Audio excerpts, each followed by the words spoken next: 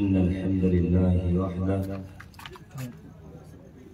والصلاة والسلام على من لا نبي بعد أما بعد فإن خير الحديث كتاب الله وخير الهدى هدى محمد صلى الله عليه وسلم وشر الأمور محدثاتها وكل محدثة بدعة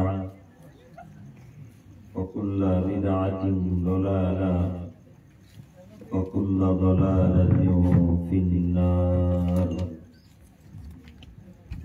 أعوذ بالله من الشيطان الرجيم. وأقيم الصلاة وآتوا الزكاة وما تقدموا لأنفسكم من خير تجده عند الله والله سميع بصير. الآية. عن أبي هريرة رضي الله تعالى عنه قال قال رسول الله صلى الله عليه وسلم من أتاه الله مالا فلم يؤدي زكاته مثل له ماله يوم القيامة سجعا أقرع له جبوتان يطوقه يوم القيامة ثم يأخذ برهجمتيه يعني رزقيه أنا مال أنا كنز. رواه البخاري المشكاة. عن أبي هريرة رضي الله تعالى عنه قال قال رسول الله صلى الله عليه وسلم لا يشرب الخمر حين يشرب وهو مؤمن ولا يزني الزاني حين يزني وهو مؤمن. رواه البخاري ومسلم. প্রশংসা আল্লাহ সুবহানাহু ওয়া তাআলার জন্য, শান্তি অবতীর্ণ হোক আল্লাহ রাসূলের উপর সাল্লাল্লাহু আলাইহি ওয়াসাল্লাম। সম্মানিত সভাপতি সাহেব ও উলামায়ে কেরামগণ, আজকে আমাদের এই দ্বীনি বৈঠকে সংক্ষিপ্ত আলোচনা হবে বেশ কয়েকটি বিষয় নিয়ে। তার প্রথম বিষয় হচ্ছে যাকাত, তারপরে সিয়াম কি করলে টিকবে আর কি কর্ম করলে সিয়াম ভঙ্গ হয়ে যাবে, এর পরবর্তীতে যদি সময় থাকে তো সে বিষয়ে আলোচনা হবে ইনশাআল্লাহ। সম্মানিত উপস্থিতি, আমরা সকলেই অবগত আছি যে যাদের মাল নিসাব পরিমাণ পৌঁছে গেছে তাদেরকে যাকাত দিতে হবে। সম্মানিত উপস্থিতি, ভাই আপনারা বসে সামনে চলে আসুন। আপনারা কেউ বাইরে দাঁড়িয়ে থাকবেন না, এটা আমার অনুরোধ।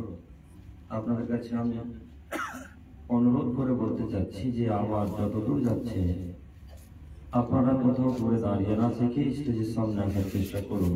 ইনশাআল্লাহ আমি আপনার কোনো না কোনো উপকার করবই করবো ইনশাআল্লাহ।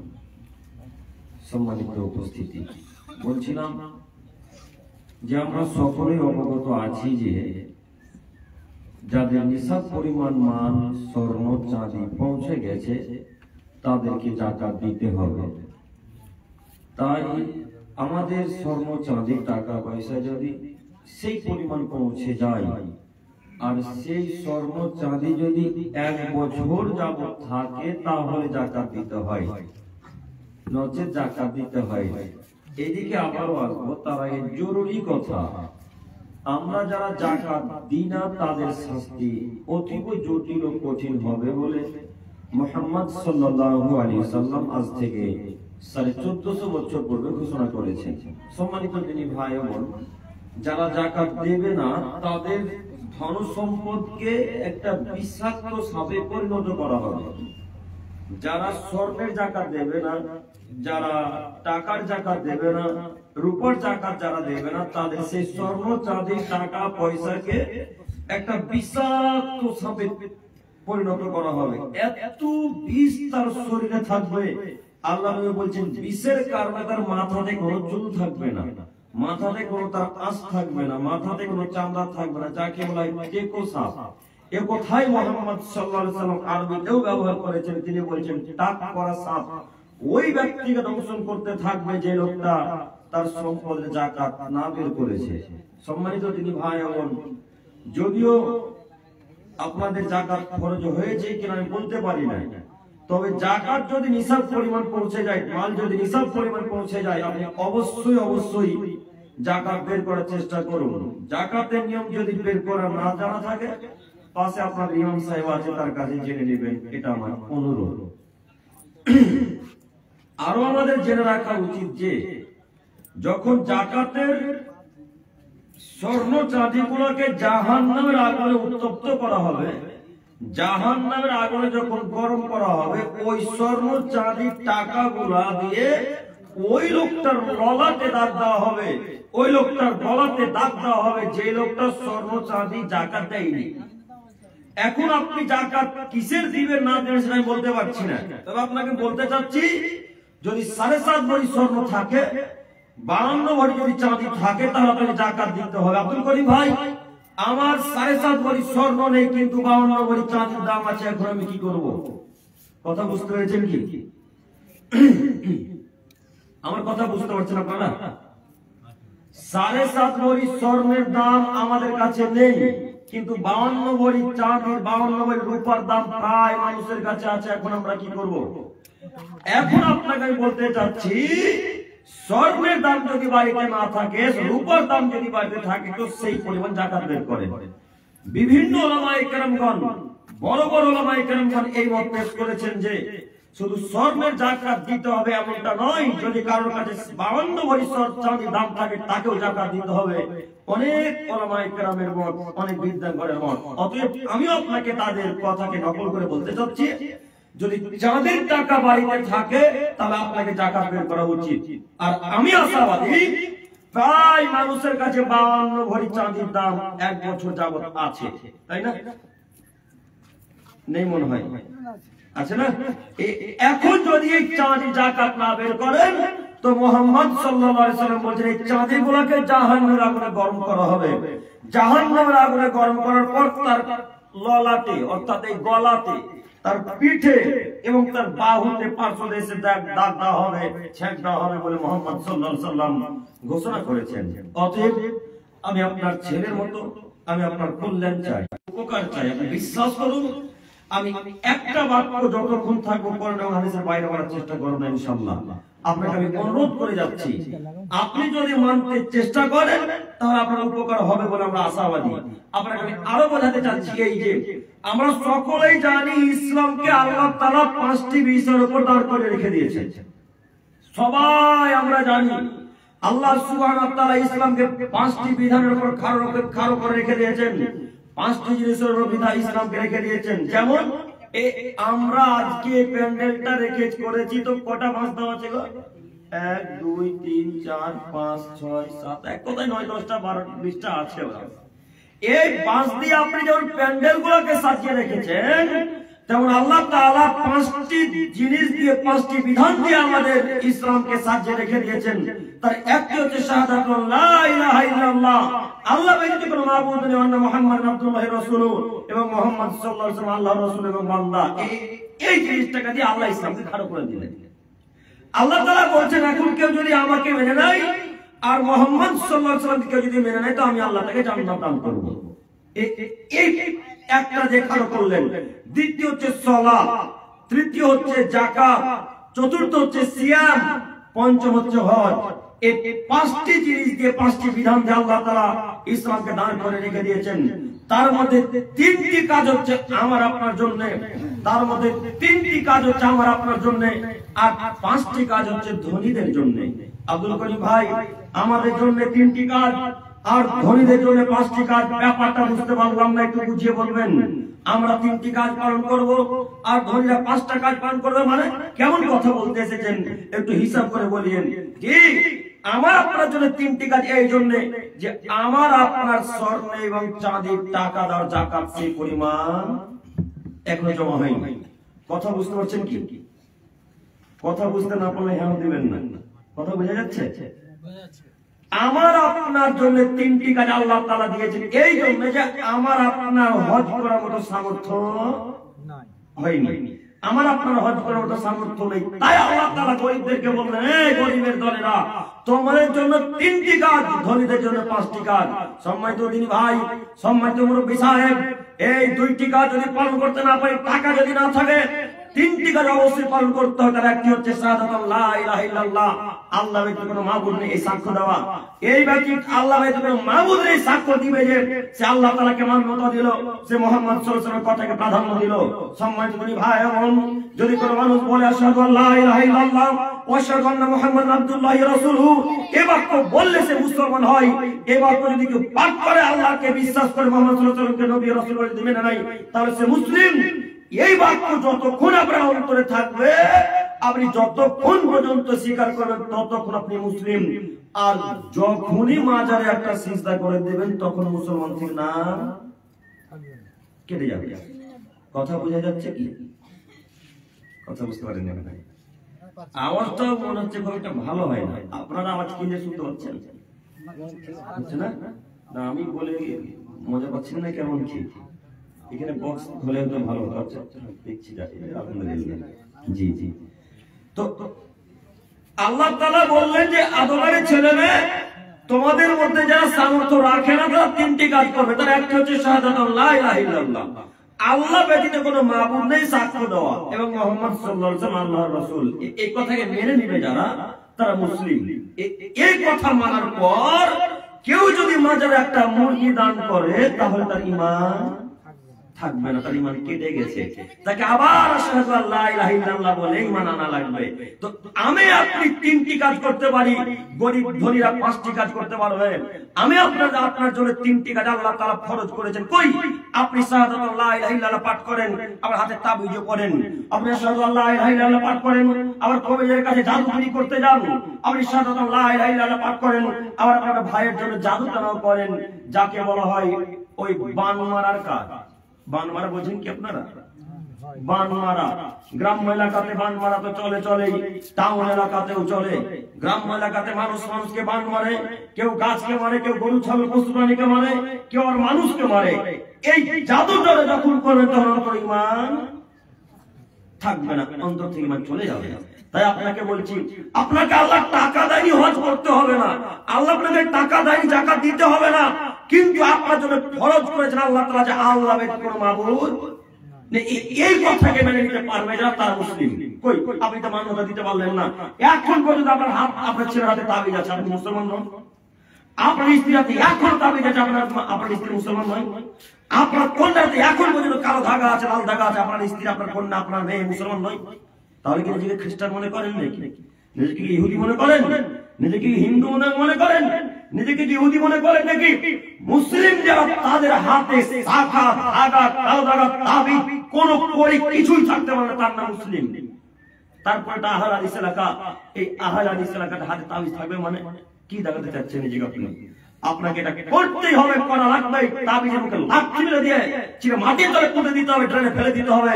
এর নাম আহলে হাদিস, এর নাম মুসলমান। কই? এখন পর্যন্ত বাচ্চা ছিল, হাত থেকে তাবিজ খুলতে পারলেন না।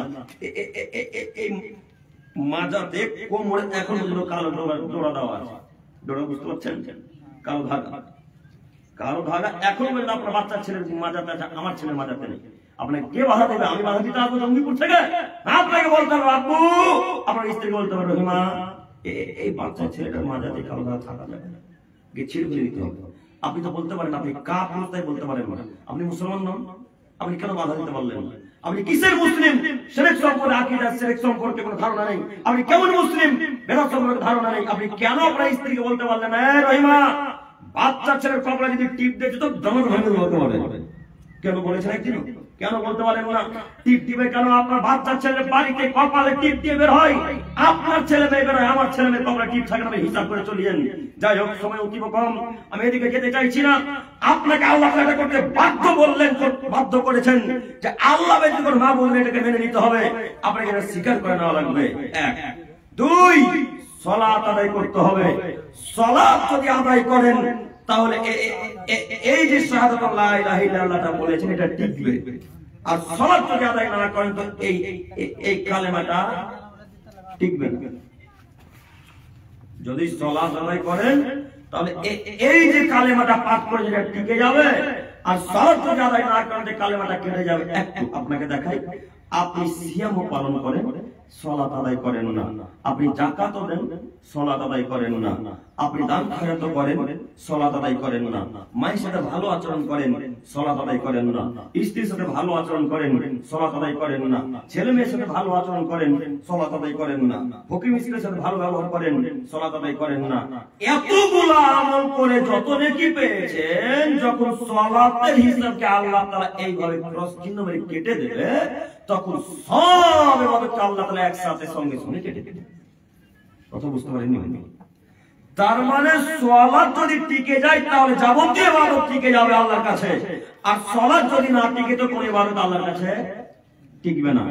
এই কথা প্রমাণ করে যে যারা সালাত আদায় করে না, সিয়াম পালন করে, তাদের সিয়াম বাতিল, তাদের সিয়াম বাতিল, তাদের সিয়াম বাতিল।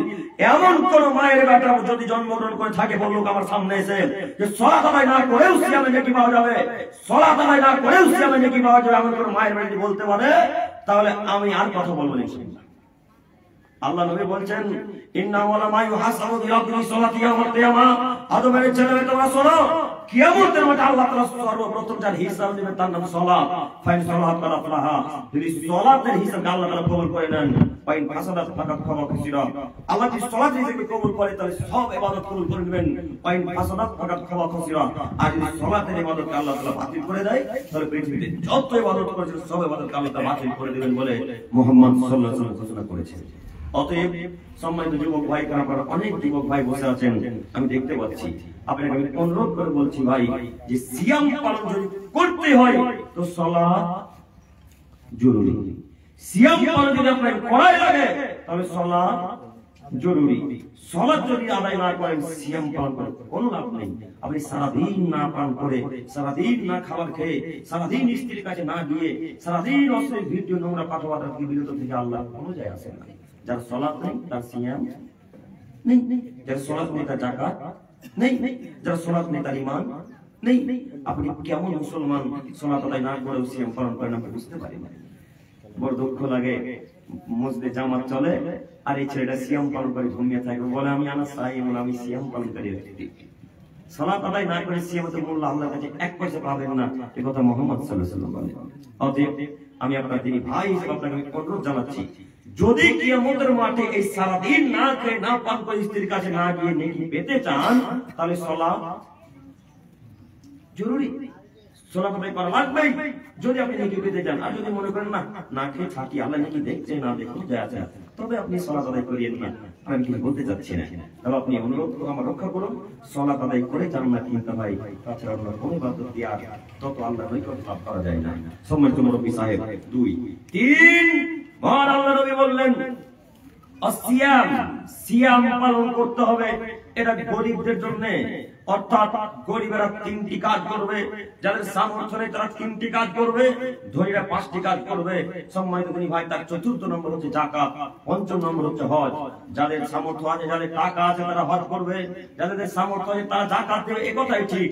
3য় নম্বর বাক্যের ব্যাখ্যা করতে একটু ছুটে গেছে, আপনি একটা আমার দিকে তাকান।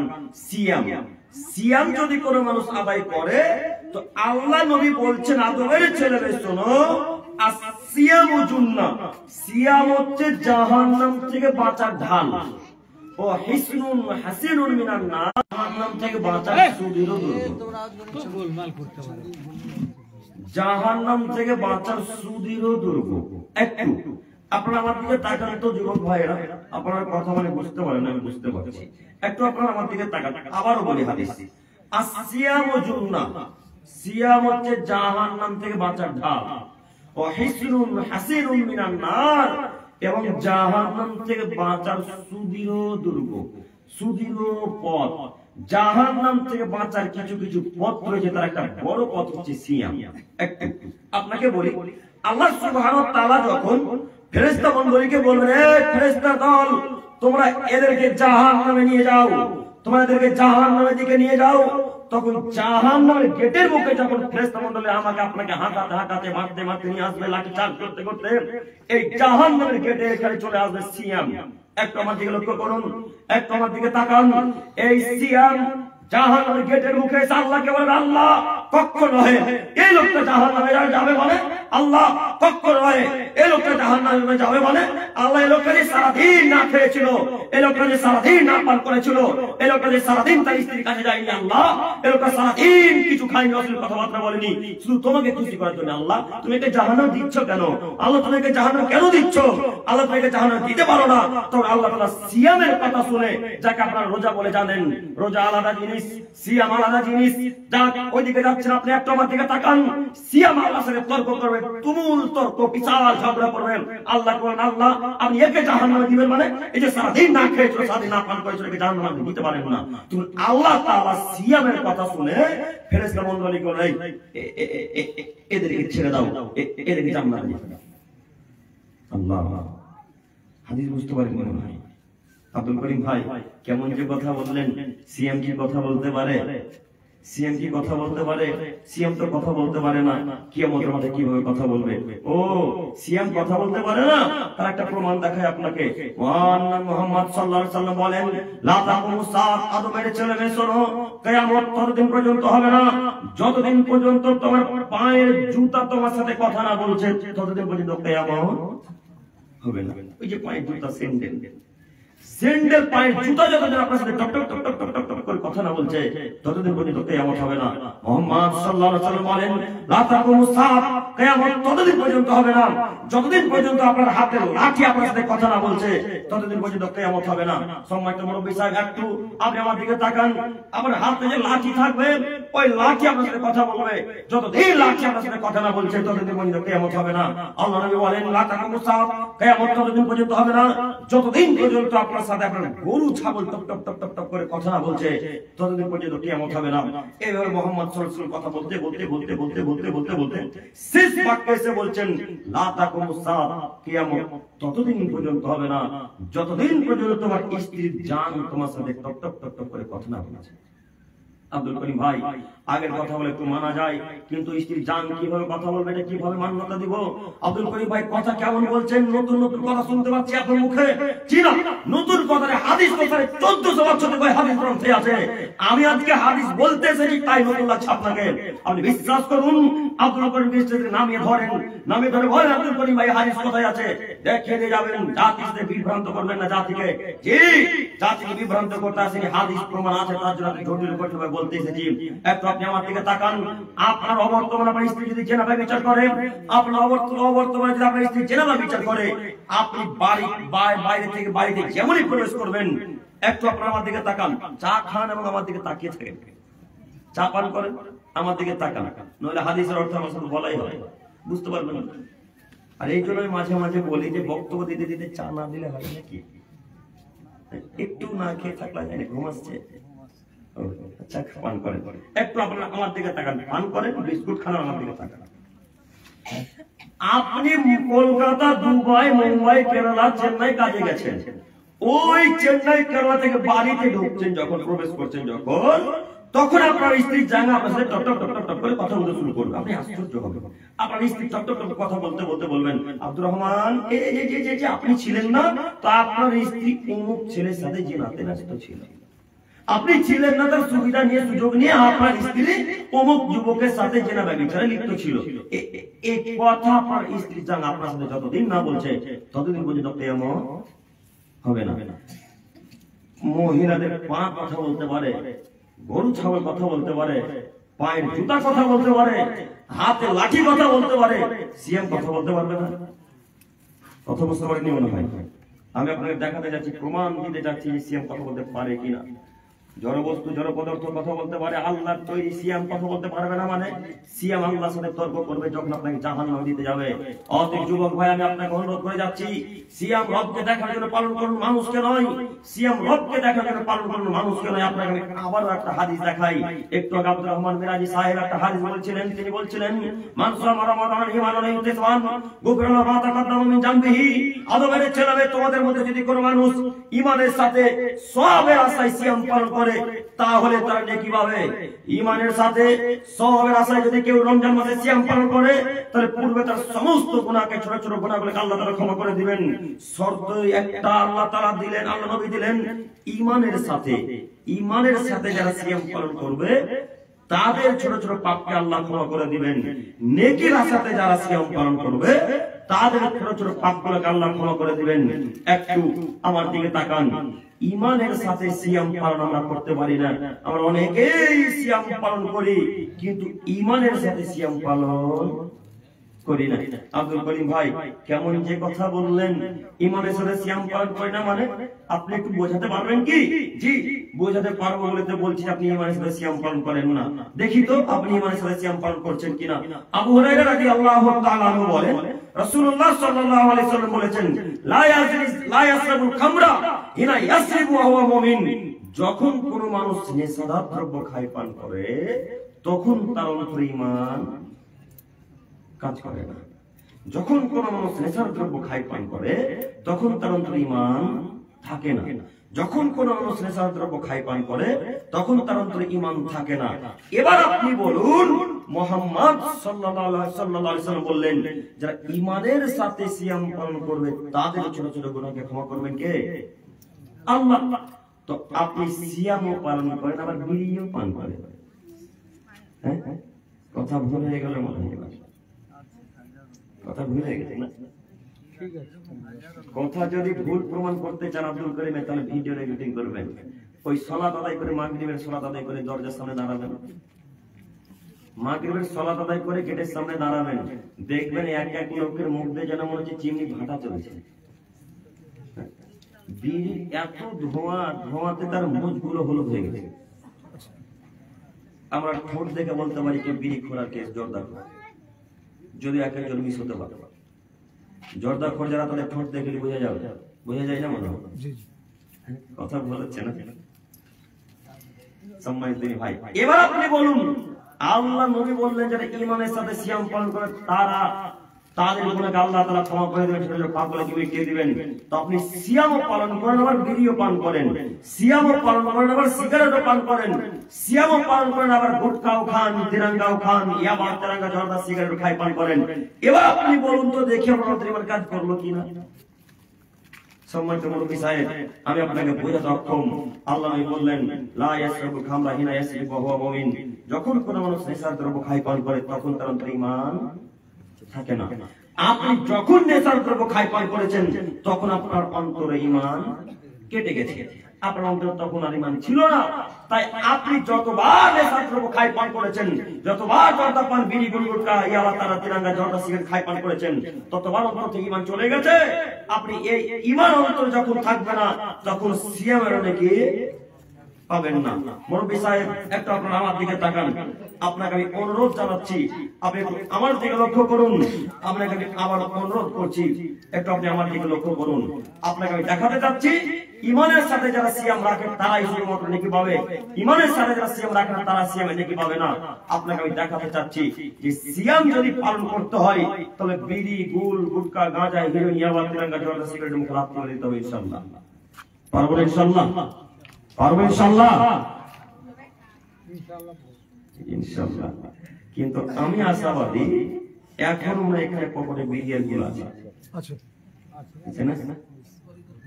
আচ্ছা, পকেট তো চেক করতে পারি না আমরা, কিন্তু পকেট চেক করলে বিড়ি, গুল, গুটখা পাওয়া যাবে আশা করি, তাই না?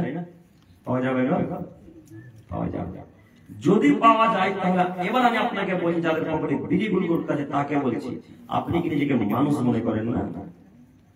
নিজেকে কি কুকুর শিকার মনে করেন? নিজেকে কি গরু ছাগলের চাইতে খারাপ মনে করেন? নিজেকে কি কুকুর শিকার মনে করেন? আপনি জানেন না মুহাম্মদ সাল্লাল্লাহু আলাইহি ওয়াসাল্লাম বলেছেন লা ইয়াদখুলুল জান্নাতা মুদমিনুল খামর যারা নেশার দ্রব্য খাই পান করে তারা জান্নাতে যাবে না, যারা নেশার দ্রব্য খাই পান করে তারা জান্নাতে যাবে না। আপনি কি দিয়ে বোঝাই আমি আপনাকে? আপনি কখন হাদিস গ্রহণ করবেন? আল্লাহ আজ থেকে 1400 বছর পূর্বে মক্কার মরমে হাদিস বলে গেছেন, যারা নেশার দ্রব্য খাই করে তারা জান্নাতে যাবে না। এখন পর্যন্ত পকেটে বিড়ি আছে, এখন পর্যন্ত পকেটে সিগারেট আছে, আপনি নিজেকে মানুষ মনে করছেন? জি না, আপনাকে আমি কখনো মানুষ মনে করি না। আপনার পকেটে এখনো ফুল আছে, আপনি নিজেকে মানুষ মনে করছেন? জি না, আপনাকে আমি কখনো মানুষ মনে করি না। আপনি কুকুর সিগারেট চাইতেও খারাপ, আপনি গরু ছাগলের চাইতেও খারাপ। যারা বিড়ি গরু গুটখা গাঁজা হিরা নিয়ে মাত্র জন্নসের খনি খাই পান করে, যারা কুকুর সিগারেট চাইতে খারাপ, এরা পশু প্রাণী চাইতে খারাপ, এরা কুকুর সিগারেট চাইতেও খারাপ। এদের মতো নিকৃষ্ট প্রাণী আর পৃথিবীতে যেন আমাদের মনে হয় না। আপনি কেমন মানুষ, কেমন মুসলমান? আপনি নেশার দ্রব্য খাই পান করেন মানে আপনি কেমন মানুষ, কেমন মুসলমান? নেশার দ্রব্য খাই পান করেন মানে আপনি বিশ্বাস করুন বুখারী মুসলিম, আল্লাহ নবী বলেন যখন কোনো মানুষ নেশার দ্রব্য খাই পান করে তখন তার অন্তরে ঈমান কাজ করে না। আর অন্তরে যদি ঈমান না থাকে তো সিয়াম এনে কি হবে না। আপনারা কি বিরক্ত বোধ করছেন? আমি ছেড়ে দিতে হবে, শেষ করে দিই। আমি এদিকে কথা বলছি, আপনারা ওখানে কথা বলছেন। আমি কি ইউসুফ জুর এখানে ঘটনা বলছি যে আমি এখানে কথা বলবো আর আপনারা গল্প বলবেন? আপনারা বুঝতে পারছেন না কি বলতে চাইছি? না ঘুম আসছে? খুব ঘুম আসাটাই স্বাভাবিক, রাতে উঠতে হবে। তাদের নেকি থাকবে, তাদের গুণকে আল্লাহ তাআলা মিটিয়ে দিবে। তো আপনাকে আমি বোঝাতে চাইছি কি, আপনি বুঝছেন কি আমি বলতে পারি না। আপনারা সবাই উত্তর দিবেন তো, বলেন তো দেখি। যখন কোন মানুষ নেশার দ্রব্য খাই পান করে তখন তার অন্তরে ঈমান থাকে না? থাকে না। তাহলে সিয়াম পালন করে নাকি আসবেন। আরেকটা হাদিস বলি, দেখি আপনার খারাপ আছে কিনা। আব্দুল্লাহ ইবনে উমর রাদিয়াল্লাহু তাআলা আনহু বলেন, রাসূল সাল্লাল্লাহু আলাইহি সাল্লাম বলেছেন, মান সারাবাল খামরা ওয়া সাকারা লাম, কোন মানুষ একদিন নেশার দ্রব্য খাই পান করে তাহলে আল্লাহ তাআলা তার 40 দিন কোন ইবাদত কবুল করবেন না।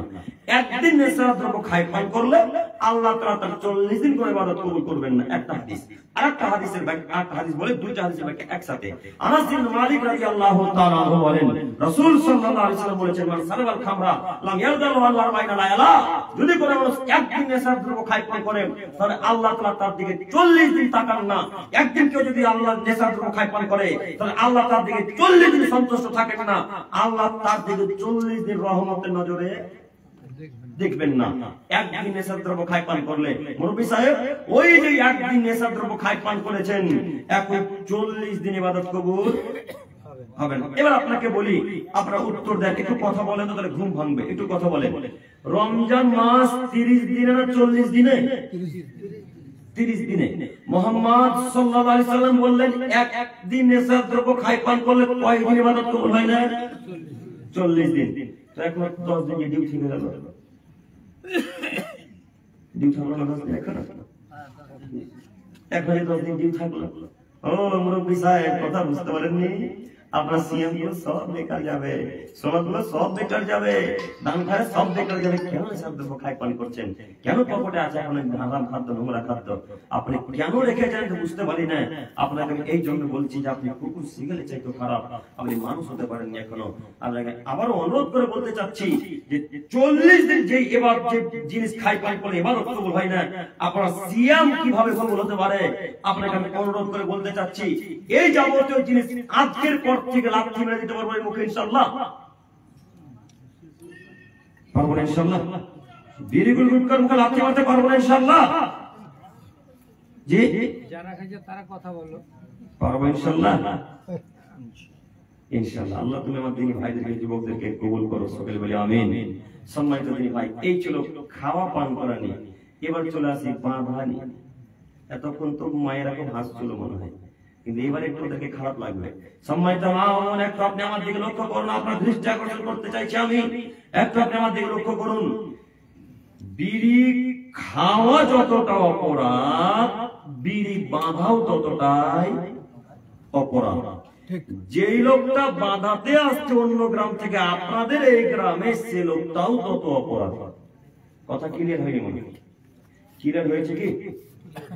এইবার মা ও বোনেরা বলবে, আব্দুল করিম ভাই, আপনি যে বলছেন যে বিড়ি বাঁধবেন না, বিড়ি বাঁধা হারাম, তাহলে আমাদের সংসার চলবে কিভাবে? আমাদের সংসার কিভাবে চালাবো? ছেলে মেয়েকে 10 টাকা 20 টাকা স্কুল কলেজ যাওয়ার সময় যে দিব, তো কিভাবে দিব এটা আপনি বলে যান। সম্মানিত মা ও বোন, আপনাকে আমি এই বাক্য বলতে গিয়ে একটা হাদিস পেশ করে আপনাকে দেখাই। আব্দুল্লাহ ইবনে উমর রাদিয়াল্লাহু তাআলা আনহু বলেন, রাসূল সাল্লাল্লাহু আলাইহি ওয়াসাল্লাম বলেছেন, কাতাবাল্লাহু খালাইক কাবলা ইয়াকুল সামাতি মিনাল খামসিন আল ফাসানা। পৃথিবী সৃষ্টির 50,000 বছর পূর্বে আল্লাহ তাআলা তাকদীর লিখেছেন। পৃথিবী সৃষ্টির 50,000 বছর পূর্বে আল্লাহ তাআলা প্রত্যেকটা পুরুষ নারীর, প্রত্যেকটা মানুষের, প্রত্যেকটা হিজড়ার, প্রত্যেকটা জিনের আল্লাহ তাআলা ভাগ্য লিখেছেন, তাকদীর লিখেছেন। আবার যেই দিন আপনি আপনার মায়ের পেটে 43 মাস জেনে ছিলেন, সেদিন আবার আল্লাহ তাআলা একটা ফেরেশতা পাঠিয়ে আপনার ভাগ্য লিপিবদ্ধ করেছেন। সেই দিন যদি আল্লাহ ভাগ্য লিখে দেন যে এই মহিলাটা বিড়ি না বেঁধেও এই গ্রামে খেতে পাবে, তো কোনো মায়ের বেটা আটকাতে পারবে? জি জি, কথা বুঝতে পারছেন? কেউ আটকাতে পারবে? তার রুজি কমে যাবে, তার টাকা কমে যাবে, তার ব্যবসা বাণিজ্য কমে যাবে, কোন মায়ের বেটা ঠেকাতে পারবে না। আর সেই দিন যদি আল্লাহ তাআলা ভাগ্যে লিখে কেটে দেন যে এর সংসারে বিড়ি বাঁধলেও বরকত আসবে না, বিড়ি না বাঁধলেও বরকত আসবে না, কোন মানুষ বিড়ি বেঁধে বরকত জুটাতে পারবে? পারবে গো? পারবে না। এই তাকদীরকে যারা অস্বীকার করে তারা কাফের। যারা তাকদীরকে অস্বীকার করে তারা কারা? তারা কাফের, এর কোনো সন্দেহ নেই। তাকদীরকে বিশ্বাস করতে হবে, তাকদীরকে অস্বীকারী কাফের। আপনি বিশ্বাস করুন, সেই দিন ভাগ্য লিখে হয়েছে আপনার। আপনি বলেন মানে বিড়ি নামাজ লিখে পারবেন? কোন মায়ের বেটা বলেছে আপনার বিড়ি বাঁধা যায়? এমন কোন মায়ের বেটা বলুক না আমার মুখের সামনে যে বিড়ি বাঁধা হালাল বা যায়। ওকে যদি এই গ্রামে কবর না দিতে হাদিস কোরআন দিতে জাতি শুনে কথাই বলবেন ইনশাআল্লাহ, কথাই বলবেন ইনশাআল্লাহ। আপনি বিশ্বাস করুন, আমরা আবার বলে যাচ্ছি বিড়ি বাঁধা হারাম, বিড়ি বাঁধা হারাম, বিড়ি বাঁধা হারাম। বিড়ি খাওয়া যতটা অপরাধ, বিড়ি খাওয়া ততটা অপরাধ। যে লোকটা গুলসি বিক্রি করছে সে লোকটা তত বড় অপরাধী। সম্মানিত মুরব্বী সাহেব, সম্মানিত মা বাবা, আপনারা দৃষ্টি আকর্ষণ করে বলি, এই বিড়ির মুখে বাড়ি গিয়ে সঙ্গে সঙ্গে লাথি মেরে দিয়ে মাটির সাথে পুঁতে দিয়ে লাথি দিয়ে ডটে বলবে, তোমার মুখে লাথি মারলাম, তোমার মুখে লাথি মারলাম, তোমার মুখে লাথি মারলাম। কিয়ামত পর্যন্ত তুমি আমাদের বাড়িতে বিড়ি আর ওঠার সুযোগ হবে না। বলতে পারবেন ইনশাআল্লাহ? পারবেন না? কি করে বলি আব্দুল করিম ভাই, আমার স্ত্রী যে 1,500 করে বিড়ি বাঁধে প্রতিদিন, আমার পকেটে 350-400 টাকা করে ঢোকে, তাই না? এখন 450 টাকাটা প্রতিদিন যে বাদ হবে আব্দুল করিম, কি করবো? ও 450 টাকা বাদ হবে, এই নিয়ত যদি অন্তরে থাকে তাহলে মনে রাখিয়েন জাহান্নাম অপেক্ষা করছে আপনার জন্য, জাহান্নাম অপেক্ষা করছে আপনার জন্য। সম্মানিত ভাই, অন্তরে যদি এতটুকু ঈমান থাকে তাহলে আমি মনে করছি যে আজকের পর থেকে বিড়ি বাঁধা উঠে যাবে ইনশাআল্লাহ। উঠবে ইনশাআল্লাহ? না উঠবে না? উঠবে না? কিভাবে উঠবে? যে লোকটা বিড়ি বাঁধা উঠাতে চাইবে সে লোকটা তো বিড়ি পান করবে। হ্যাঁ, যে লোকটা বলবে তার স্ত্রী বিড়ি বাঁধিস না, তার স্ত্রী তখন তুমি তো বিড়ি খাচ্ছেন, বিড়ি বাঁধতে বাঁধতে বলেছে, তো কিভাবে বিড়ি উঠবে এখন? এটাই স্বাভাবিক। আপনি বলতে পারছেন না তো স্ত্রীকে, আপনি তো বিড়ি খাবেন, ছাড়তে পারেন না। আপনি যেদিন ছাড়তে পারেন সেদিন বলতে হবে, রহিমা বিড়ি ছেড়ে দিতে হবে, বিড়ি আর বাঁধা না। সম্মানিত মা বোন, আপনার স্বামী তো কাপুরুষ আমরা জানি, আপনার স্বামী তো কাপুরুষ আমরা জানি, আপনার স্বামী তো হিজড়া মানুষ আমরা জানি, তো আপনি কি কাপুরুষ? আপনি নিজেকে অর্থেও খারাপ মনে করেন, আপনি কোনো বিড়ি বাঁধছেন। আপনার ক্ষমতা নেই যে আপনি বলতে পারেন আপনার স্বামীকে তুমি বিবাহ করেছো, তুমি কাজকর্ম করে খাওয়াবে, আমি কাজকর্ম করবো, বাড়ি কাজকর্ম করবো, থালা বাসন মাজবো, আমি কাপড় কাজে দেবো, ছেলে মেয়েকে দেখাশোনা আমি করে পড়াশোনা করবো আমি, কিন্তু আমি কাজকর্ম করে টাকা জোড়া করতে পারবো না। এই জন্য আল্লাহ আপনাকে সৃষ্টি করেনি। আল্লাহ বলছেন আমি তোমাকে সৃষ্টি করি তোমার স্বামীর জন্য, আমি তোমাকে সৃষ্টি করেছি শুধু তোমার স্বামীর জন্য। তুমি তোমার স্বামীকে শান্তি, তৃপ্তি, মজা দিবে, এটাই তোমার কাজ, আর কোন তোমার কাজ না। আর ছেলে মেয়েকে পড়াশোনা করাবে, চুল পরিপাটি করে দেবে, হাড়ি বাসন থালা বাসন জামা কাপড় কাচতে হবে, এটাই তার কাজ। তাছাড়া কোনো কাজ আর মহিলার নেই। আপনি কিভাবে বুঝলেন বিড়ি বাঁধা আপনার জন্য হালাল? সম্মানিত মুরব্বি সাহেব, হয়তো আপনার কথা খারাপ লাগতে পারে, কেন? হক কথা করা হয়, তিতা হয়। হক কথা জাতি মানতে পারে না, জাতি তো মানতে পারবে না, পারবেই না। হক কথা যেদিন আপনি আপনার আব্বাকে বলবেন সেদিন আপনার আব্বা আপনাকে মেনে নেবেন। দেখেন, বলে দেখেন, যুবক, হাজারো যুবক ভাই আছে যারা নিজে বিড়ি পান করে কিন্তু তার বাপ ঠিক বিড়ি পান করে। এই যুবক তার বাপকে বলে, আব্বু বিড়ি খাওয়া তো হারাম, আব্বু তো আপনি কেন বিড়ি খাচ্ছেন? এই কথা যদি কোনো যুবক তার আব্বাকে বলতে যায় তখন তার তার বাপ সেই যুবককে বলে, 2 দিন নামাজ পড়ে মাথা বই দেখাচ্ছিস, বিড়ি খাওয়া হারাম করতেছিস, যাই যাই চলে যা। অবকর থেকে দাঁড়িয়ে, তাই না? কথা মিলছে আমার কি? এই কথা বলে থেকে দাঁড়িয়ে। সময় তোমার বিষয় আমি আপনাকে বোঝাতে চাইছি যে বিড়ি বাঁধা জায়েজ নয়, বিড়ি বাঁধা হারাম, বিড়ি বাঁধা একেবারে হারাম, বিড়ি বাঁধা টোটালি হারাম, বিড়ি বাঁধা পুরোপুরি হারাম, বিড়ি বাঁধা সম্পূর্ণরূপে হারাম। সামান মতমের জায়গা আছে না ইসলামে ইনশাআল্লাহ। সম্মানিত দিনী ভাই, আমি আপনার দৃষ্টি আকর্ষণ করে শেষ বাক্যে একটা কথা বলতে চাচ্ছি। তিনি বললেন, লা ইয়াসি জানিহি না ইয়াসি ওয়া মুমিন। যখন কোন মানুষ জেনা ব্যভিচার করে তখন তার অন্তরে ঈমান থাকে, এই কথা ইসলাম মেনে নেয় না। যুবক ভাই, এবার আপনার জন্য কথা, একটা আপনি আমার দিকে তাকান। যখন কোন মানুষ জেনা ব্যভিচার করে তখন তার অন্তরে ঈমান থাকে, কথা ইসলাম মেনে নেয় না। ও যুবক ভাই, আপনি সিয়ামও পালন করেন, আবার গার্লফ্রেন্ডের সঙ্গে চ্যাটিংও করেন। এখন বলেন দেখে আপনার অন্তরে ঈমান কাজ করছে কিনা? আপনি সিয়ামও পালন করেন, আবার সারাদিন ফোনে ব্যস্ত থাকেন, কথা বলেন, এখন বলেন আপনার অন্তরে ঈমান কাজ করছে কিনা? নাকি আপনারা মনে করেন শুধু কাজে বাস্তবায়ন করার নাম জেনা? জি, কাজে শুধু বাস্তবায়ন করার নাম জেনা না, 2 চোখে জেনা হয়? কথা বলেন, শুধু কাজে বাস্তবায়ন করার নাম জেনা না, জেনার পথে চলাও জেনা? জেনার পথেও চলা জেনা। 2 চোখের জেনা হচ্ছে 2 চোখ দিয়ে দেখা, হাতের জেনা হচ্ছে হাত দিয়ে স্পর্শ করা, পায়ের জেনা হচ্ছে ওই পথে চলা, অন্তরে জেনা হচ্ছে অন্তর থেকে অন্তরে পরিকল্পনা করা, খারাপ চিন্তা ভাবনা করা হচ্ছে জেনা। সম্মানিত যুবক ভাই, আপনাকে বলি, মুহাম্মদ সাল্লাল্লাহু আলাইহি ওয়াসাল্লাম বললেন, লা ইয়াসরি জানিহি না ইয়াসরি ওয়া হুয়া মুমিন। যখন কোন মানুষ জেনা ব্যভিচার করে তখন তার অন্তরে ঈমান থাকে না। আর ওই যে বুখারী মুসলিমের হাদিস আল্লাহ প্রথমে বললেন, মান সামারা মাদানা ঈমানুন ইনতিসাবান গুফিরা লাহু মা তাকাদ্দামা মিন জামবিহি। তোমাদের মধ্যে যারা পুরুষ নারী ঈমানের সাথে সিয়াম পালন করবে তাদের ছোট ছোট গুনাহগুলোকে আল্লাহ ক্ষমা করে দিবেন। এবার আপনি বলুন, জেনা ব্যভিচার করলে অন্তরে ঈমান থাকে কিনা? অন্তরে যদি ঈমান না থাকে জেনা ব্যভিচার করার পর, তাহলে সিয়াম এনে কি আপনার আমলনামাতে আল্লাহ তাআলা দিবেন না? সম্মানিত ভাই, অতএব আমি আপনাকে অনুরোধ করে বলতে চাচ্ছি, আজকের পর থেকে সব নাম্বারকে ব্লক লিস্ট ডিলিট করা হবে ইনশাআল্লাহ। হবে ইনশাআল্লাহ? হবে না? হবে ইনশাআল্লাহ। যদি মনে করেন যে ডিলিট করব তাহলে হয়তো সিয়ামকে আল্লাহ দিতে পারেন। আর যদি মনে করেন আব্দুল করিমের বকার কাজ লোকে যাবে, আমরা কি শুনবো, বক্তব্য শেষে লং নিজের বাড়ি চলে যাবে, এই নিয়ম যদি থাকে তাহলে আপনার কোশ্চেন তার পরিবর্তন আসবে ইনশাআল্লাহ। আপনাকে আমি অনুরোধ করে যাচ্ছি, সম্মানিত মুরব্বী সাহেব, আপনি আমার কথা শ্রবণ করুন। আপনাকে আমি অনুরোধ করে যাচ্ছি, আমি আপনার ছেলের মতো, আপনি বিশ্বাস করুন, আমি আপনার সাথে কোনো শত্রুতা রাখতেছি এটা আমি মনে করি না। আপনার সাথে আমার এর পূর্বে কোনোদিন দেখা হয়েছে? কোনোদিন সাক্ষাৎ হয়নি আপনাদের সাথে। আমি হয়তো এই গ্রাম আজকে নতুন, আশেপাশে হয়তো অনেক এসেছি, কিন্তু এই গ্রামে হয়তো আসেন, মনে করে যদি এসে থাকি কিনা। কিন্তু আপনাকে বলতে চাচ্ছি যে আপনার সাথে আমার কোনো শত্রুতা নেই। আমি আপনাকে কখনোই ছোট করতে চাই না, আমি আপনাকে কখনো অপমান করতে চাইনি। আমি আপনাকে বলতে চাচ্ছি যে আমি যেমন আমার ছেলে মেয়ে, বাপ মা, ভাই বোন, আত্মীয় স্বজনকে জান্নাতে নিয়ে যেতে চাই, তেমন আমি আপনাদেরকে জান্নাতে নিয়ে যেতে চাই বলে তো কঠিন কথা হয়ে গেল। আপনি বিশ্বাস করুন, আপনি আজকের পর থেকে পৃথিবীতে যত ওলামা ইকরামগণ আছে, হকপন্থী যারা, হক কথা বলে যারা, তাদেরকে জিজ্ঞাসা করেন যে বিড়ি বাঁধা হালাল না হারাম। সেদিন যদি তারা বলে দেয় যে হালাল, তাহলে আর কথা বলবো না ইনশাআল্লাহ। আর বিড়ির ব্যাপারে একটা কথা বলবো ইনশাআল্লাহ। কথা বোঝা যাচ্ছে? আর কথা বলবো না। এইভাবে বক্তব্য রাখার পরে যদি আপনারা কাল থেকে বিড়ি বাঁধেন, তাহলে আমি আপনাকে কি দিয়ে বুঝাবো বলেন? কি দিয়ে বুঝাবো আপনাকে বলেন? এত বেহায়া পরে সমাজে চলে, দেখলে আশ্চর্য লাগে। মহিলারা রাস্তাতে বিড়ি বাঁধে, ও তো বিড়ি বেঁধে একটা হারামের কাজ, পাপের কাজ করছেই, রাস্তাতে বসে আর একটা পাপের কাজ করছে। কথা বুঝতে পারেন? বিড়ি বেঁধে তো হারাম কাজ করলোই, রাস্তাতে বসে আর একটা ডবল পাপ করলো, ডবল হারাম কাজ করলো, পাপের কাজ করলো।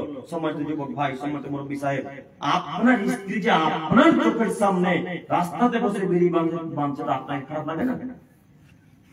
আপনার স্ত্রী আপনার চোখের সামনে ওই হরেক মাল বিক্রেতার কাছ থেকে বদনা, লোটা, কাপ, প্লেট আর কি কি যেন নিচ্ছে এই গ্রামে, তো আপনাকে খারাপ লাগে না? হরেক মাল বিক্রেতা বুঝতে পারবেন? এই যে গ্রামে হরেক মাল বিক্রেতা সব মসজিদে অর্ধেক আছে মনে হয়, জঙ্গিপুর থেকে না? এই যে হরেক মাল বিক্রেতা লোকগুলো আসছে, যারা বিক্রয় করতে আসছে, এই হরেক মালের মালগুলো আপনার স্ত্রী নিতে যাচ্ছে, তো আপনাকে খারাপ লাগে না? আপনার স্ত্রী কেন মালগুলো নিতে যাবে? আপনার স্ত্রী রাস্তাতে বের হবে কেন? আপনার স্ত্রী হরেক মাল বিক্রেতার কাছে যাবে কেন? আপনার স্ত্রী সবজিওয়ালার কাছে যাবে কেন? আল্লাহ তাআলা বলছেন, পৃথিবীর মানুষ শোনো, আমি তোমার স্ত্রীকে তোমার জন্য সৃষ্টি করলাম, আমি তোমার স্ত্রীকে তোমার জন্য সৃষ্টি করলাম যেন তুমি তার কাছে শান্তি তৃপ্তি পাবে। এই কারণে আমি তোমার স্ত্রীকে তোমার জন্য সৃষ্টি করলাম যেন তুমি তার কাছে শান্তি তৃপ্তি পাবে। এই কারণে আপনাকে অনুরোধ করে বলে যাচ্ছি, আল্লাহ বললেন তোমার স্ত্রী তোমার জন্য, তোমার স্ত্রী শুধু তোমার জন্য, তোমার স্ত্রী শুধু তোমার হক, তুমি অধিকার রাখো, আর কেউ অধিকার রাখে না। আপনি বিশ্বাস করুন, আপনার স্ত্রীকে পাড়া প্রতিবেশী দেখতে পারে না। আপনি বিশ্বাস করুন, আপনার স্ত্রীকে টোটো চালক দেখতে পারে না। আপনি বিশ্বাস করুন, আপনার স্ত্রীকে ওই ভ্যান চালক, টোটো চালক আর পাড়া প্রতিবেশী কেউ দেখতে পারে না। আপনার স্ত্রীকে সারা পৃথিবীর মানুষ দেখে, মনে হচ্ছে যেন আপনার স্ত্রী ফিরি এই গ্রামে যাবেন। ফিরি বলেই তো আপনার স্ত্রী হরেক মাল বিক্রেতার কাছে যাচ্ছে। আমাদের স্ত্রী যায় না কেন? যায় না, যেতে পারবে না ইনশাআল্লাহ। আপনি বিশ্বাস করুন, আপনাকে আবার অনুরোধ করে যাচ্ছি, এই যে সকালবেলা সবজি বিক্রেতা সবজি বিক্রি করতে আসছে, যখন আপনার এই স্ত্রী আপনার মা বুকের কাপড় খুলে দিয়ে সবজি ক্রয় করছে, আপনার খারাপ লাগে না? আপনার খারাপ লাগছে না? আপনাকে তো খারাপ লাগা উচিত। মোহরণ আদায় করছেন আপনি, আর দেখে মজা নিচ্ছেন অন্য লোকে, খারাপ লাগছে না আপনাকে? কেন খারাপ লাগে না? মোহরণ আদায় করেন আপনি, চাল ডাল শাক সবজি ছায়া কাপড় সব কিনে দিবেন আপনি, আর ধাক্কা মারবে সবজি বলা, হ্যাঁ? কেন আপনার খারাপ লাগে না? আপনাকে অনুরোধ করে বলে যাচ্ছি, স্ত্রী আপনার দেখবেন আপনি, স্ত্রী আপনার অধিকার রাখেন আপনি, স্ত্রী আপনার বাধা দেবেন আপনি। আমি জঙ্গিপুর সন্তোষপুর থেকে আপনার স্ত্রীকে বাধা দিতে আসতে পারি না, অসম্ভব। আপনার বক্তব্যের মাঝে বলতে পারি, মহান আল্লাহ তাআলা বলেন, অর্ণা ফি বুয়ুতিকুন্না ওয়ালা তাবারুজনা তাবারুজাল জাহিলিয়াতিল উলা, হে পৃথিবীর নারীগণ বাড়িতেই থাকো, জরুরি প্রয়োজন ছাড়া বাড়ি থেকে বের হয়ো না। এখন আপনি বলেন, আপনার স্ত্রী ওই শাকসবজি কিনা কি খুবই জরুরি কাজ? আপনার স্ত্রী চাল ওই বদনা বুঝেন কি? বদনা বুঝেন? ওই বদনা, লোটা, কাপ, প্লেট কিনা কি খুব জরুরি কাজ? আপনি কি করেন বাড়িতে? আপনাকে শাকসবজি কিনে দিতে হবে, আপনার স্ত্রীকে ওই লোটা কিনে দিতে হবে। আপনি কখনো আপনার স্ত্রীকে বাজারে পাঠাতে পারেন না। এর পরেও গ্রামগঞ্জে দেখা যায়, মহিলারাই সবজিওয়ালার কাছে, মহিলারাই হরেকমাল বিক্রেতার কাছে, মহিলারাই কাপড়ওয়ালার কাছে, মহিলারাই ঈদের বাজার করে, মহিলারাই বাজারে যায়, মহিলার মালদা বাজার থেকে জামা কাপড় কিনে এনেছে, মনে হচ্ছে সব জনেরাই হিজড়া বসে আছে। কেউ জানে পুরুষ নয়, কেউ নাকি পুরুষ নয়, সবার স্বামী নাকি হিজড়া। যদি নাই হিজড়া হলো, তাহলে মহিলারা বাজারে কেন? মহিলা বাজারে যাবে আপনি জানেন না? আল্লাহর নবী বলছেন, ইয়া মাশরাস সাহাব মান ইসতাতা মিনকুমুল বাত, হে যুবকের দল, যদি ক্ষমতা হয় তো বিবাহ করিও, ক্ষমতা না হলে বিবাহ করো না। যদি ক্ষমতা থাকে তো বিবাহ করিও, ক্ষমতা না থাকে বিবাহ করিও না। ক্ষমতা কাকে বলে? ক্ষমতা শুধু টাকার নাম ক্ষমতা নয়, শুধু যৌন ক্ষমতার নাম ক্ষমতা নয়। ক্ষমতা বলে চোখ যেদিকে ঘুরবে, বউ বাচ্চা স্ত্রী ছেলে মেয়ে সেদিকে তার নাম ক্ষমতা। আপনার চোখের সামনে আপনার স্ত্রী বাজারে নেমেছেন, আপনি বাধা দিতে পারেন, আপনি কারা পুরুষ? আপনার চোখের সামনে আপনার মেয়ে মাথায় কাপড় না দিয়ে স্কুল বিশ্ববিদ্যালয়ে যাচ্ছে, আপনি নিষেধ করতে পারেন আপনি কারা পুরুষ? আপনার কন্যা আপনার চোখের সামনে জিন্সের প্যান্ট রাস্তাতে ঘোরাঘুরি করে, আপনি কারা পুরুষের বাচ্চা কারা পুরুষায় আপনার স্ত্রী রাস্তায় এভাবে চলাচল করে, আপনি কারা পুরুষের বাচ্চা কারা পুরুষায় আপনার স্ত্রী রাস্তাতে বিড়ি বাঁধে, আপনার কারা পুরুষের বাচ্চা কারা পুরুষায় আপনার স্ত্রী ঘরে ঘরে বিক্রেতার কাছে হরেক মাল ক্রয় করেন, আপনি কারা পুরুষায় আপনার স্ত্রী সবজি বাজারে সবজি কিনে, আপনি কারা পুরুষায় আপনার পক্ষে সম্ভব? আমাদের পক্ষে সম্ভব নয়। আপনাকে অনুরোধ করে যাচ্ছি, পুরুষের খাতায় নাম লেখান কারা পুরুষের খাতাতে নয়, পুরুষের খাতাতে নাম লেখান কারা পুরুষের খাতাতে নয়, পুরুষের খাতাতে নাম লেখান কারা পুরুষের খাতাতে নয়। আপনাকে আমি বোঝাতে চাচ্ছি, মহিলারা জরুরি প্রয়োজন ছাড়া বাড়ি থেকে বের হতে পাবে না, জরুরি প্রয়োজন ছাড়া ঘর থেকে বেরোতে পাবে না। আপনাকে আবার অনুরোধ করে যাচ্ছি, সম্মানিত ভাই, আপনি বিশ্বাস করুন, আপনার স্ত্রীর কারণে আপনাকে জাহান্নামে যাওয়া লাগবে, আপনার স্ত্রীর কারণে আপনাকে জাহান্নামে যাওয়া লাগবে, আপনার স্ত্রীর কারণে আপনাকে জাহান্নামে যাওয়া লাগবে। আব্দুল করিম ভাই, আমার স্ত্রী পাপ করছে, আমি কেন জাহান্নামে যাব? ও বুঝতে পারেননি কেন জাহান্নামে যাবেন? ওই যে আপনার স্ত্রীকে বলেননি যে একবার রহিমা বাড়ি থেকে বিনা মাথায় কাপড় দিয়ে চাদর না দিয়ে বের হয়েও না গো, এই কথা বলেননি, তার জন্য আপনিও জাহান্নামে যাবেন। কথা বুঝতে পারছেন? এই কারণে জাহান্নামে যাওয়া লাগবে। সম্মানিত ভাই, আমি আপনাকে অনুরোধ করে বলতে চাচ্ছি, একটু পর্দা সম্পর্কে বোঝার চেষ্টা করেন। আল্লাহ তুমি আমাদের সকলকে পর্দা সম্পর্কে বোঝার তৌফিক দান করো, সকলে বলি আমিন। সম্মানিত ভাই, আমি প্রসঙ্গ উল্টে দিয়ে অন্যদিকে বক্তব্য নিয়ে যাচ্ছি। একটু আপনারা আমার দিকে তাকান।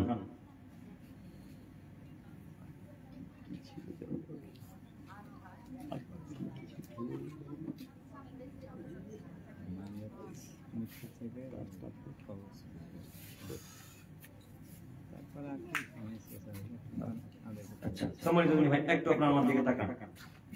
প্রশ্ন উল্টালাম। আমি ভেবেছিলাম আপনারা আমাকে 10:30টায় দিবেন, আমিও বক্তব্য দিয়ে তাড়াতাড়ি বাড়ি যাবো, না আপনারা এমন সময় নিয়ে আসলেন। আব্দুর রহমান মেরাজ ভাই তো ছাড় ছিলই না নাকি, অনেক লেট হয়ে গেছে। তো যাই হোক, আমি একটু আপনাদেরকে বলতে চাচ্ছি যে মৃত্যুর সময় করণীয় কি। মানুষ মরে গেছে, এখন কি করবে? মানুষ যখন মারা যাচ্ছে, একটু টাকা বুঝতে পারবেন না, একটা মানুষের জান চলে যাচ্ছে, শ্বাস আত্মা বেরিয়ে যাচ্ছে, এমন তো সময়, এমন অবস্থাটার পাশে গিয়ে বলবেন লা ইলাহা ইল্লাল্লাহ। তাকে বলতে বলবেন না যে আব্দুর রহমান বলো লা ইলাহা ইল্লাল্লাহ, এই কথা মুখ থেকে করবেন না। তার পাশে গিয়ে বলবেন লা ইলাহা ইল্লাল্লাহ। আপনার লা ইলাহা ইল্লাল্লাহর সাথে সাথে ওই লোকটা যদি লা ইলাহা ইল্লাল্লাহ বলে দেয়, তাহলে নবী বলেন ফাদাখালা জান্নাহ, সে জান্নাতে চলে যাবে। কথা বুঝতে পেরেছেন? কিন্তু তাকে বলতে বাধ্য করবেন না। কেন? ওই মৃত্যুর সময় একটা প্রচুর কষ্টকর সময় হয়, মৃত্যুর সময় অনেক কষ্ট হয়। ওই সময় যদি তাকে বিরক্ত বোধ করেন, তো হয়তো বা লা ইলাহা ইল্লাল্লাহর পরিবর্তে আল্লাহকে গাল দিয়ে বসতে পারে, হয়তো আপনাকে গাল দিয়ে বসতে পারে, তখন তিনি আরো পাপী হয়ে যাবেন। কথা বোঝা যাচ্ছে? বাধ্য করবেন না। আর অবশ্যই এটা আহার হাদিস এলাকা, ওই সময় থেকে কেউ সূরা ইয়াসিন পড়ে না, আসা পরে এই গ্রামে কেউ পড়ে না মনে হয়, মাঝহাবি গ্রাম পড়ে। যদি পড়ে থাকেন কেউ সূরা ইয়াসিন মৃত ব্যক্তির পাশে, বা জান চলে যাচ্ছে এমন অবস্থায় সূরা ইয়াসিন, সূরা মুলক, সূরা ওয়াকিয়া পাঠ করে থাকেন, আজকে এখান থেকে তওবা করে উঠবেন। আজকে এখান থেকে তওবা করে উঠবেন। মৃত ব্যক্তির পাশে সূরা ইয়াসিন আপনি কি করবেন? মৃত ব্যক্তির পাশে সূরা মুলক আপনি কি করবেন? মৃত ব্যক্তির পাশে সূরা ওয়াকিয়া আপনি কি করবেন? মৃত ব্যক্তির পাশে সূরা বাকারা সিজদা আপনি কি করবেন? আপনাকে তখন করতে হবে না, মরে গেছে তখন করা লাগবে না। আপনি শুধু আপনার বাপের জন্য, মৃত ব্যক্তির জন্য দোয়া করেন, আর যদি বেঁচে থাকে তখন তার পাশে গিয়ে বলেন লা ইলাহা ইল্লাল্লাহ, লা ইলাহা ইল্লাল্লাহ, লা ইলাহা ইল্লাল্লাহ। যদি একবার লা ইলাহা ইল্লাল্লাহ বলে দেয়, ফাদাখালাল জান্নাহ, সে লোকটা জান্নাতে চলে যাবে। সে যত বড় পাপী হোক, মুহাম্মদ সাল্লাল্লাহু আলাইহি ওয়াসাল্লাম বলেন জান্নাতে যাবে যখন, তখন অবশ্যই যাবে ইনশাআল্লাহ। এরপরে লোকটি মারা গেল, এখন কি করবেন? যে অবস্থাতে আছে ওই অবস্থাতে রেখে দেন। যেমনই মারা গেল সঙ্গে সঙ্গে তার হাত পা প্রস্তুত করতে হবে। আপনাকে কি শিক্ষা দিলেন? কথা বুঝতে পারেন? এই নীতি গ্রামে নাই মনে হয়, আছে কি? যেমনই মারা গেল সঙ্গে সঙ্গে হাত পাকে মুখকে পশ্চিমে ঘুরিয়ে দিতে হবে। কে বললো? যেমন ভাবে আছে তেমন ভাবে থাকবে, হাত মুখের উপরে রেখে দিতে হবে। কে বলেছে আপনাকে? সারা জীবন জিন্দেগিতে সালাত আদায় করলো না, মরার সময় নামাজি দেখাচ্ছেন আপনি? হ্যাঁ, সারা জীবন তো নামাজ পড়লো না, মরার সময় বুকে হাত দিয়ে আল্লাহকে দেখাতেছে নামাজ পড়ে, আল্লাহকে দেখতে পাচ্ছে নামাজ পড়ে কি পড়ে? কথা বুঝতে পারেন না মনে হয়? একটু কথা বলেন, কথা বোঝা যাচ্ছে কি? এইভাবে তার হাত বুকের উপর রাখবেন না, যে অবস্থাটা আছে সেই অবস্থাতে রেখে দেবেন। সম্মানিত ভাই, এই হচ্ছে বেদাতি প্রথা, এগুলো সব বেদাতি প্রথা। আর ওই যে মৃত ব্যক্তির পাশে যে নাম ধরে ডাকে, নাম ধরে কান্নাকাটি করা, এগুলো আরো সব থেকে জঘন্যতম অপরাধ। আল্লাহ বলছেন, যখন কোন পরিবারের মানুষ কান্নাকাটি করে, যখন মৃত ব্যক্তির পরিবার কান্নাকাটি করে, তখন ওই মৃত ব্যক্তির কবরে আল্লাহ তাআলা বেশি আযাব দেয়। কেন? তার পরিবারের কান্নাকাটি করার কারণে। অতএব আপনার আব্বু মারা গেছে, আপনি ধৈর্য ধারণ করে রবকে বলেন, আল্লাহ আমার আব্বু তো সাধারণ মানুষ ছিল, আল্লাহ আমার আব্বু তো সাধারণ মানুষ ছিল, তুমি আমার আব্বুকে জান্নাতুল ফিরদৌস দান করো আল্লাহ। اللهم اغفر لهم وارحمهم، اللهم اغفر لهم وارحمهم، اللهم اغفر لهم وثبته، اللهم اغفر لهم وارحمهم। এইভাবে দোয়া করতে থাকেন, এইভাবে দোয়া করতে থাকেন। আর বারবার বলেন আপনার বাপের জন্য আল্লাহকে বলেন, রব্বির হামহুমা কামা রাব্বায়ানি সাগীরা, রব্বির হামহুমা কামা রাব্বায়ানি সাগীরা, রব্বির হামহুমা কামা রাব্বায়ানি সাগীরা। এই দোয়া মুখস্থ নাই? আচ্ছা না? এই দোয়া বারবার করেন। ওই বাপের মুখ ধরে, বাপের মুখ ধরে, বাপের কান ধরে কান্নাকাটি করা বন্ধ করুন। এইভাবে কান্নাকাটি করে বাপের এক পয়সা উপকার করতে পারবেন না। ওই কান্নাকাটির পরিবর্তে বাপের জন্য দোয়া করার বলেন, রব্বির হামহুমা কামা রাব্বায়ানি সাগীরা। আল্লাহ অনেক উপকার করেন আপনার বাপের। আপনি বিশ্বাস করুন, আপনার কান্নাকাটি করার কারণে আপনার আব্বার কবর বেশি আযাব হয়, আপনার কান্নাকাটি করার কারণে আপনার স্বামীর কবর বেশি আযাব হয়, আপনার কান্নাকাটি করার কারণে আপনার ছেলের কবর বেশি আযাব হয়। অতএব আজকের পর থেকে কান্নাকাটি করা বন্ধ করতে হবে ইনশাআল্লাহ। যদিও বিষয়টি খুব কঠিন, কান্নাকাটি করা থামানো খুবই যে কঠিন। ওই যে একটা মৃত্যুর সময় যে লোকটার পরিবারের মারা গেছে, সে লোকটাই বুঝে মৃত্যু যন্ত্রণা, মৃত্যুর কষ্ট কত কষ্ট। যার পরিবার থেকে কোনো মানুষ চলে যায়, সে লোকটা বুঝে যে আপনজন হারিয়ে যাও কত কষ্ট, তাই না? আপনি মনে করেন যে কান্নাকাটি করবেন, তবু চোখ দিয়ে অটোমেটিক পানি বেরিয়ে যায়। আমিও বুঝতে পারি আমার আব্বা মারা গেছে, তো আব্দুল করিম ভাই তাহলে চোখ দিয়ে পানি বেরিয়ে যাচ্ছে, এটা কেমন বলবেন আপনি? চোখ দিয়ে পানি বেরিয়ে যাবে, এটা হচ্ছে দয়ার কান্না। চোখ দিয়ে পানি বেরিয়ে যাবে অটোমেটিক, এটা কিসের কান্না? দয়ার কান্না। আল্লাহ নবীর ছেলে মারা গেল, তো আল্লাহ নবী ছেলেটাকে এইভাবে কোলে নিয়ে চোখ দিয়ে পানি টপ টপ টপ টপ করে ঝরেই যাচ্ছে। সাহাবায়ে কেরাম বলছেন, আল্লাহ নবী আপনি যে বললেন যে কান্নাকাটি করার কারণে মৃত ব্যক্তির কবরে আযাব হয়, আল্লাহ নবী আপনি যে বললেন মৃত ব্যক্তির কান্নাকাটি করার কারণে কবরে আযাব হয়, তো আপনি যে কাঁদছেন, তখন আল্লাহ নবী বললেন, শোনো এটা হচ্ছে দয়ার কান্না, এটা ভালোবাসার কান্না।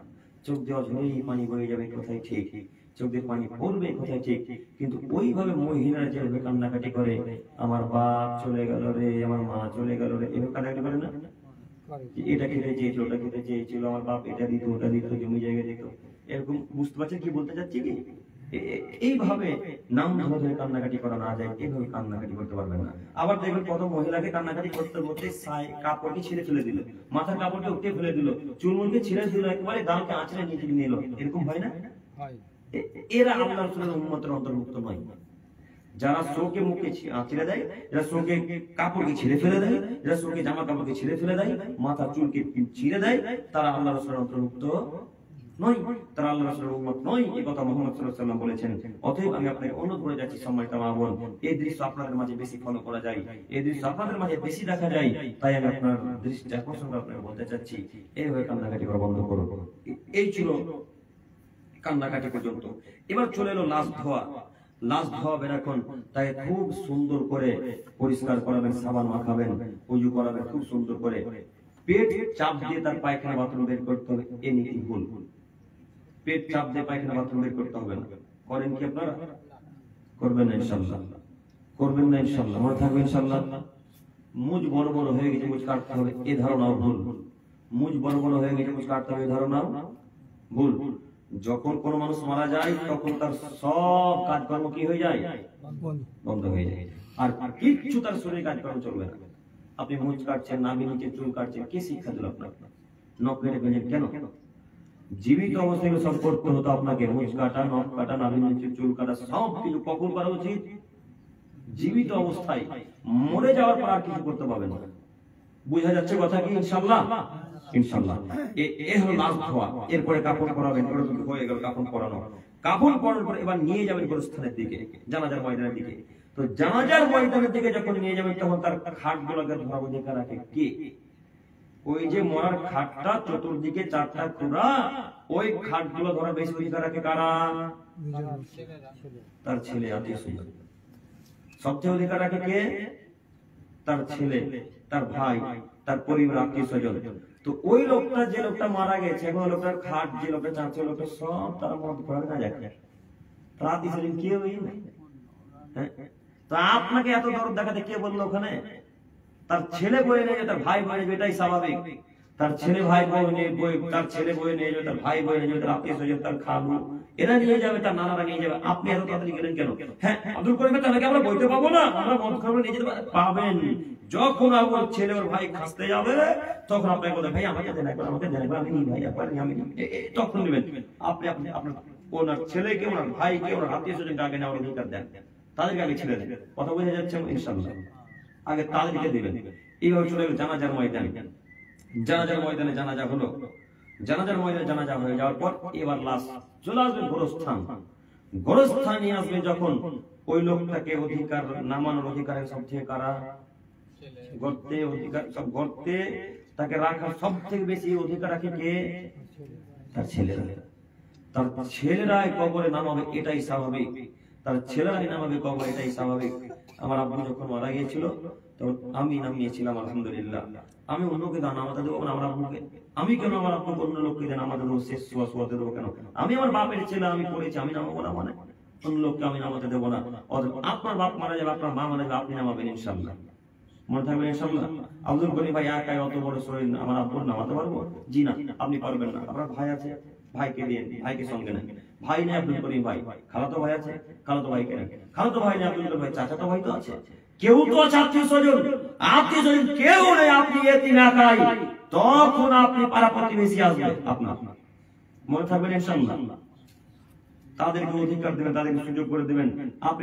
আপনি মনে করছেন যে আমি তো আমাদের গ্রামের সবাইকে কবরে শুয়ে আসি, তো আমি এটা নামাবো, এই ধারণা রাখবেন না। যদি বলে আপনার ওনার ছেলে যে চাচা আপনি নামান, তখন আলাদা ব্যাপার, তাই না? এবার যখন নামবে লাশটা, তখন কি বলবো আমরা? না সরি, যে নামাচ্ছে তারা কি বলবে? বিসমিল্লাহি ওয়া আলা মিল্লাতি রাসূলিল্লাহ, এই দোয়া যারা নামাচ্ছে তারা বলবে। এটা হলো। এবার লাশকে শুয়াবেন কিভাবে? এবার লাশকে শুয়াবেন যেইভাবে আমরা ডান কাতে কাত হয়ে শুই, সেইভাবে শুয়াতে হবে। আমরা লাশকে চিত করে শুইয়ে দিই, তাই না? চিত করে শুয়াই না? কত কবর যে দেখলাম চিত করে শুয়াই, কত কবর যে দেখলাম। আমরা যখন আমার আব্বাকে কবরে নামালাম, আমার আব্বুকে যখন ডান দিকে কাত করে দেওয়ালে ঠেকিয়ে দিলাম, তখন হাজার হাজার মানুষ বলছে, আরে বেটা বলে মুলবি রে, আর বেটা যে কিছুই জানে না, এর বেটা বলে মুলবি, আর বেটা বলে বক্তব্য দেয়, তো এর বাপ কি এইভাবে কাত করে শুইয়ে দিল? আমরা তো এতদিন চিত করে শুইয়ে রাখলাম। ও মূর্খের দল, আমি তো আপনার মতো মূর্খ নই, আমি তো আপনার মতো মূর্খ নই, আমার বাপকে চিত করে শুইয়ে রেখে চলে আসবো। আল্লাহ নবী বলছেন মৃত ব্যক্তিকে ডান দিকে কাত করে শুইয়ে দেওয়া লাগবে। আল্লাহ নবী বলছেন মৃত ব্যক্তিকে ডান দিকে কাত করে শুইয়ে দেওয়া লাগবে। আব্দুল করিম ভাই কিভাবে ডান দিকে কাত করবো? দেওয়ালের সাথে ঠেকনা দিয়ে দেন, ঠেকা দিয়ে ডান দিকে কাত করে রেখে দেন। কথা বোঝা যায়নি মনে হয়? বোঝা যাচ্ছে না? আচ্ছা, যেদিকেই হোক ডান দিকে কাত করে রাখবেন। আজকে পর থেকে চিত করে রাখবো ইনশাআল্লাহ। চিত করে রাখার পর আবার হাত দুটোকে বুকের উপর রেখে দিচ্ছেন। কে শিক্ষা দিল আপনাকে বুকের উপর হাত রাখতে হবে? কে বললো বুকের উপর হাত রাখতে হবে? সম্মানিত দিনী ভাই, এই ছিল মৃত ব্যক্তির জন্য করণীয়। আল্লাহ আমাদেরকে বুঝার তৌফিক দান করো, সকলে বলি আমিন। তবে একটা কথা মাথায় রাখবেন, মৃত্যু ব্যক্তিকে ডান দিকে কাত করেই শুয়ান, চিত করে শুয়াবেন না। এমনি জীবিত মানুষ চিত হয়ে সদা সর্বদা শুয়ে থাকতে পারে না, মৃত্যু ব্যক্তি তো বহু দূরের কথা। এমনি চিত হয়ে জীবিত ব্যক্তি সদা সর্বদা শুয়ে থাকতে পারে না, মৃত্যু ব্যক্তি তো বহু দূরের কথা। অতএব আপনি যখন জীবিত অবস্থায় খাটে স্ত্রীর কাছে ঘুমাবেন, বাড়িতে যখন ঘুমাবেন, তখন সর্বপ্রথম ডান গালে হাত রেখে ডান দিকে কাত হয়ে ঘুমাবেন ইনশাআল্লাহ। ইনশাআল্লাহ ডান দিকে কাত হয়ে ঘুমাবেন। তারপর রাতে হলে ঘুমন্ত অবস্থায় চিত হয়ে গেলেন বা বাম দিকে হয়ে গেলেন, কেমন তখন যে খুশি হতে পারে, কিন্তু যখন শুতে যাবেন, ঘুমাতে যাবেন, তখন সর্বপ্রথম কিভাবে ঘুমাবেন? ডান দিকে কাত হয়ে মুখটাকে এইভাবে রেখে ঘুমাবেন ইনশাআল্লাহ। ইনশাআল্লাহ আল্লাহ তুমি আমাদেরকে বোঝার তৌফিক দান করো, সকলে বলি আমিন। আমি আর লং করতে চাইছি না, 12টা বেজে গেছে। আমি আর বক্তব্য লং না করে আমি আপনাকে শেষ পর্যায়ে এসে বলতে যাচ্ছি, সম্মানিত মুরব্বী সাহেব, সম্মানিত দিনী ভাই ও বোনেরা, আপনারা সকলেই অবগত আছেন যে এটা আপনাদের মসজিদের উন্নতি কল্পে জালসা। অতএব আপনারা আসুন, যে যতটুকু পারবেন দিয়ে যাবেন, আর আমার সাথে মুসাফা করে যাবেন, যে যতটুকু পারবেন। একটা হাদিস বলি, যদি আপনার অন্তরটা নরম হয়, দেখি নরম হচ্ছে কিনা। জাবের রাদিয়াল্লাহু তাআলা আনহু থেকে বর্ণিত, তিনি বলেন মুহাম্মদ সাল্লাল্লাহু আলাইহি ওয়াসাল্লাম জাবেরকে ডেকে বললেন, জাবের, লাহু আলা দুল্লুকা আলা আবওয়াবিল খায়র, আমি কি তোমাকে সমস্ত কল্যাণের দরজার কথা বলবো না? আমি কি তোমাকে সব কল্যাণের দরজার কথা বলে দেবো না? তখন তিনি বলেন, কুনতু বালা ইয়া রাসূলুল্লাহ সাল্লাল্লাহু আলাইহি ওয়াসাল্লাম, জি হ্যাঁ আল্লাহ বলেন। কি কি কল্যাণ কাজ, কি করলে কল্যাণ পাবো, কি করলে জান্নাত একটু বলেন না? তখন মুহাম্মদ সাল্লাল্লাহু আলাইহি ওয়াসাল্লাম প্রথম বাক্য বললেন, আস-সাওমু জুন্নাহ, তুমি সিয়াম পালন করবে, তুমি সিয়াম পালন করো, তাহলে আল্লাহ তোমাকে জান্নাত দেবে। তারপর তিনি বলছেন, আস-সাদকাতু তুতফিল খতিয়া, তুমি দান খয়রাত করো, তাহলে তোমার পাপকে আল্লাহ তাআলা ধুয়ে মুছে পরিষ্কার করে দিবেন। কিভাবে পরিষ্কার করবেন? কামা ইতফিল মাউন নার, যেমন পানি আগুনকে নিভিয়ে দেয়, তেমন দান সাদকা মানুষের পাপকে মিটিয়ে দেয়। এই হাদিসকে সামনে রেখে আপনাকে বলতে চাচ্ছি যে আসুন, নিজের নামে হোক, মৃত পিতা মাতার নামে হোক, জীবিত ভাই বোনের নামে হোক, জীবিত পিতা মাতার নামে হোক, যে যতটুকু পারবেন আসুন, এক এক করে আসুন। আবার সাহারি সময় হয়ে এসেছে, সাহারি খেতে উঠতে হবে। আমরা অনেকে বলি সেহেরি, কিন্তু সেহেরি বলবেন না, সাহারি। কি বলবেন? সাহারি। সেহেরি মানে কি? জাদু করা। সেহেরি মানে কি? জাদু করা। সাহারি বলবেন, সেহেরি নয়। সম্মানিত দিনী ভাই, আসুন, আর আমরা বক্তব্য লং করতে চাইছি, যে যতটুকু পারবেন আসুন, সময় সে অপচয় করি, আসুন এক এক করে। আর দিয়ে কি উঠে চলে যাবে না, দোয়া বলে যাবে, শেষ দোয়াটা করে যাবে। আসুন এক এক করে আসুন। এটা বাইদুল হকের স্ত্রী দিয়েছে, আর ছেলে, ছোট ছেলেটা হারিয়ে গেছে কিছু কয়েক মাস আগে। এখনো খুঁজে পাইনি। একজন মহিলা তার হারিয়ে যাওয়া সন্তানের নামে 200 টাকা দান করেছেন। আল্লাহ তুমি ওনার আশাকে পূর্ণ করো।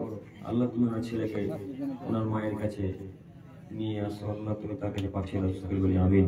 আল্লাহুম্মা সাল্লি আলাইহি। এটা কি বলে? একজন শ্বশুর শাশুড়ির জন্য দোয়া করতে বলেছে। বেনামি বেনামিতে একজন 100 টাকা দান করেছেন। আল্লাহ তুমি ওনাদেরকে কবুল করো। আল্লাহ ওনার শ্বশুর শাশুড়ি তুমি সুস্থ রেখো, ভালো রেখো। সকলে বলি আমিন। আল্লাহুম্মা সাল্লি আলাইহি। শ্বশুর শাশুড়ির নাম কি নাম আপনার? জি ইস্তাবানি, মোহাম্মদ ইস্তাবানি, তাই না? মোহাম্মদ ইস্তাবানি সাহেব 500 টাকা তার শ্বশুর শাশুড়ির দান করেছেন। সকলে বলি আল্লাহুম্মা সাল্লি আলাইহি। আল্লাহ তুমি ওনার শ্বশুর শাশুড়িকে সুস্থ, মারা গেছেন না, মারা গেছেন। আল্লাহ তোমার শ্বশুর শাশুড়িকে জান্নাতুল ফেরদাউস দান করো।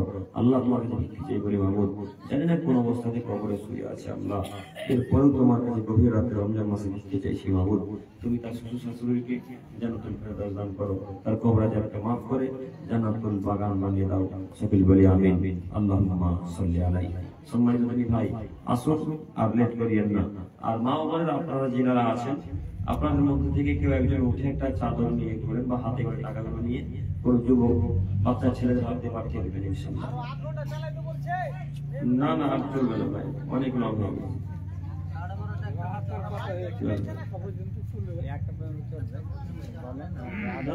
আমাকে যাওয়া লাগবে, একটু চলে যাবে। আমি যদি এখন গাড়ি চাই তবু আমার গাড়ি বাড়ি যাবে। মহিলাদের কাছ থেকে চাপ আছে আর কি, ওনারাই না ভাই, আমি বাড়ি যেতে হবে, আগেই বলেছি। আমি কি নাম আপনার? আজিজুর রহমান। আজিজুর রহমান ভাই 500 টাকা দান করেছেন। সকলে বলি আল্লাহুম্মা সাল্লি আলাইহি। হে প্রভু দয়াময়, তোমাকে খুশি করার জন্য, এখন সামনে সিজন ভুট্টা আছে, ভুট্টা লিখাতে হবে। তোমাকে খুশি করার জন্য 500 টাকা দান করেছে আল্লাহ, তুমি আমাদেরকে কবুল করো। সকলে বলি আমিন। সম্মানিত ভাই, শুধু টাকা দিতে হবে এমনটা নয়, যে যতটুকু পারবেন, ভুট্টা দিয়ে হোক, সরিষা দিয়ে হোক, গম দিয়ে হোক, জব দিয়ে হোক, যে যা দিয়ে পারবেন অবশ্যই সহযোগিতা করবেন। আজকে যদি না দেন 10 দিন পর দেবেন, 5 দিন পর দেবেন, সেটা আপনার খুশি। আপনি অবশ্যই আসুন, দিয়ে যান। আসুন, আর লেট করিয়েন না ভাই, আসুন। তোমার বিয়ে কমগুলো ভুট্টা 50 টাকা, 15 কিলো ভুট্টা। মিস মোহাম্মদ সাহেব 50 টাকা এবং 15 কিলো ভুট্টা দান করেছেন। সকলে বলি আল্লাহুম্মা সাল্লি আলাইহি। আল্লাহ তুমি ওনাদেরকে কবুল করো। আল্লাহ তুমি ওনার ব্যবসা বাণিজ্যে ক্ষেত খামারে বারাকা দান করো। সকলে বলি আমিন। আসুন, একটু তাড়াতাড়ি আসুন, যে যতটুকু পারবেন আসুন। সম্মানিত ভাই ও বোন, আমি আপনাকে আরেকটি কথা শেষ বাক্যে বলতে যাচ্ছি, যে কথা বলতে গিয়ে আমরা প্রসঙ্গ উল্টে দিয়েছিলাম। তার একটি কথা হচ্ছে এই, যে জাকাতের কথা বলতে গিয়ে আমরা অন্যদিকে বাক্যকে নিয়ে এসেছিলাম। জাকাতের কথাটা হচ্ছে, এতটুকু মাথায় রাখবেন যে স্বর্ণের হিসেবে যদি জাকাত দিতে যান, তো অনেক মানুষের অত টাকা হয়নি, তাই না? অনেক মানুষের তত টাকা নেই। তো এখন আমরা কি করব? চাঁদের হিসাব থেকে আমরা যোগ করব। চাঁদের হিসাবে প্রায় মানুষের টাকা জাকাত খরচ হয়ে গেছে চাঁদের হিসাবে। তাই অনেক বিজ্ঞানগণ, অনেক ওলামা ইকরামগণ বলেছেন যে চাঁদের হিসাবে জাকাত দিতে পারে, চাঁদের হিসাবে জাকাত দিবে। যদি চাঁদের হিসাবে জাকাত দেয় বা আমি আপনি যদি দিই, তাহলে গরিব মিসকিন ফকিরদের খুব সুবিধা হবে, তাদের ভালো হবে। অতএব আপনি চাঁদের হিসাবে জাকাত দেন, এটা আমরা আবদার করছি, আবেদন করছি। সম্মানিত ভাই, আসুন আর লেট করিয়েন না। না, কোনো অসুবিধা নেই। সোনার উপরে তো জুটবে না সহজে। ওটা আপনি বুঝতে পারেন। স্বর্ণের হিসাব যদি আমরা করতে যাই এখন, আমাদের কাছে আমরা সাধারণ মানুষ, এত টাকা হবে না, হবে কি প্রায় মানুষের হবে না। কিন্তু চাঁদের হিসাবে যদি করতে যাই, তো প্রায় মানুষের কাছে চাঁদের হিসাবে টাকা আছে। তাই এটাকে কেন্দ্র করে অনেক বিজ্ঞানগণ বলেছেন যে গরিব দুঃখীদের সুবিধার ক্ষেত্রে চাঁদের উপরেও জাকাত দেওয়া যায় চাঁদের হিসেবে। অতএব এই হিসাবটাকে মান্যতা দেওয়ার চেষ্টা করবো ইনশাআল্লাহ। সম্মানিত ভাই ও বোন, আপনারা যে যতটুকু পারবেন আসুন, দিয়ে যাবেন। আর যদি আপনারা শূন্য দান করতে চান, তবুও দিতে পারেন। স্বর্ণ চাঁদি কান থেকে, হাত থেকে, নাক থেকে খুলে দিতে পারেন। এটা সুন্নতি দান। আল্লাহ নবী সাল্লাল্লাহু আলাইহি সাল্লাম এক খুতবার মাঝে বললেন, বক্তব্যের মাঝে, যে মহিলারা তোমাদেরকে আমি দেখলাম বেশি জাহান্নামী। তোমাদেরকে আমি দেখলাম, জিবরাইল আমাকে যখন বললেন যে আল্লাহ নবী এবার জাহান্নামের দিকে দেখেন তো জাহান্নামে কারা আছে, তখন মুহাম্মদ সাল্লাল্লাহু আলাইহি ওয়াসাল্লাম যখন এইভাবে উকি মেরে দেখলেন, তখন তিনি দেখলেন শুধু নারী আর নারী, জাহান্নামে শুধু নারী আর নারী, জাহান্নামে শুধু নারী আর নারী। এই বলে আল্লাহ নবী বলছেন কিছু পুরুষ, জাহান্নামের অধিকাংশ মহিলা মানুষ। তাই আল্লাহ নবী এসে বললেন যে মহিলারা তোমরা বেশি বেশি দান সাদকা করো, বেশি বেশি দান খয়রাত করো। এই কথা যেমনই বলা তেমনই কে হাতের স্বর্ণ, কে নাকের, কে কানের, কে পলা, যে যা ছিল সব আল্লাহ রাসূলকে দিয়ে উপস্থিত করলেন। তো আল্লাহ নবীর কথা বাণীর অনুযায়ী বোঝা যাচ্ছে সব সুন্নতি দান। সময়টা মা আপনারাও এইভাবে দান দিতে পারেন, সুন্নতি দান দিতে পারেন, কোনো অসুবিধা নেই। যদি না থাকে তো লিখে যান যে একটা নাকের দিলাম বা কানের দিলাম। এইভাবে কোনো যুবক বাচ্চা ছেলেদের হাতে পড়ে পাঠান, যুবক ছেলেদেরকে ডাকাডাকি করবেন না। দেখি সময় তো তিনি ভাই আসুন, যে যতটুকু পারবেন আসুন, আর লং করে লেট করিয়েন না, আসুন একটু তাড়াতাড়ি।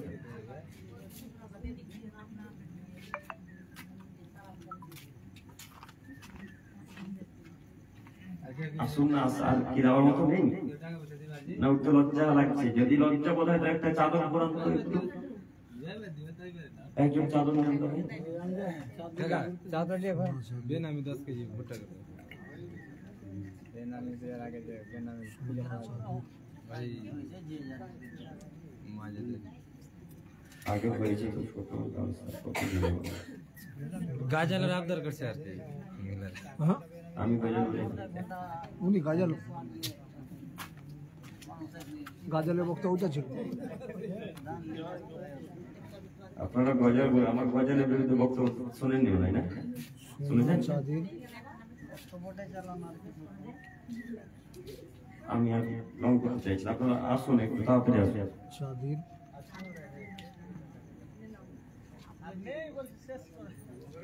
আসবেন না? চাদর দিয়ে ঘুরে দেখার সে একটু দেখেন, একবার দেখেন। কতটা জাকাত লাগবে? 150 যাহা থাকে তাই দেবে। উঠেন, একজন উঠেন না, একটা গামছা নিয়ে বা হাতে, এমনি হাতে নিয়ে ঘুরেন না একটু।